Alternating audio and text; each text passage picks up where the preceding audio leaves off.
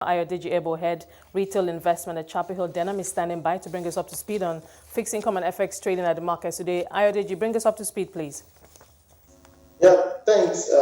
Based on the activities today, we saw some of the, if you recall, the PMA, that the prime market auction of treasury bills held yesterday, and we saw that significant demand. There were a lot of unfilled orders. So when you look at the bid to cover, was about 2.5%, 2.5 times, and when you look at the bid to offer, was about 7 times. So that unfilled order filtered into the market, especially at the longer end of the curve. So as a result of that, we saw a bit of rate moderation even at the longer end of the treasury bills market today. So which signifies, when you look at the rates yesterday, closed for the longer term maturity, closed at 7.35% from 8.25% at the last auction, while the 91 and 182 days instrument remained at the 2.5% and 3.5% respectively. So what the signal we're getting is that this trend may be sustained for a while, and we are aware that the federal government is also trying to raise Eurobond, which will also reduce what will be raised from the domestic market.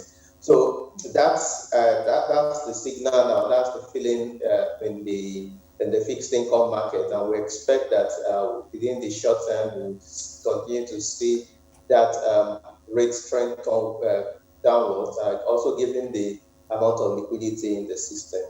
Now, there was a time in this market where we saw rates, drop drastically because the central bank, was trying to bring down the cost of borrowing and the federal government's debt service bill. But it looks like things are turning around. Talk to us about how, just those distinct indicators that have happened in the market since then, and what that tells us in terms of how the government is going to continue to borrow to fill that over 5 trillion naira budget deficit.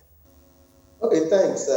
Valid point. So part of when we looked at last year, when rates came almost at zero level, the liquidity in the system was significantly high. So despite the CRR debit even by the CBN to the banks, liquidity level was really very high.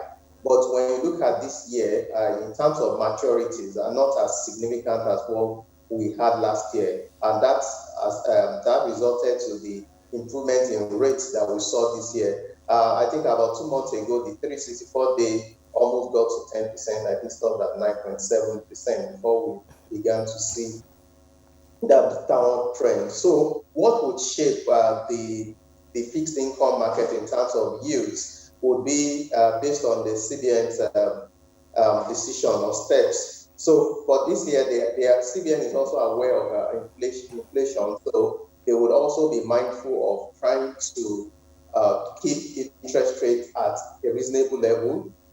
Yes, if the inflation rate is reducing currently around that 17.8%, but when you look at that vis-a-vis the yield in the fixed income market, it's still a negative return.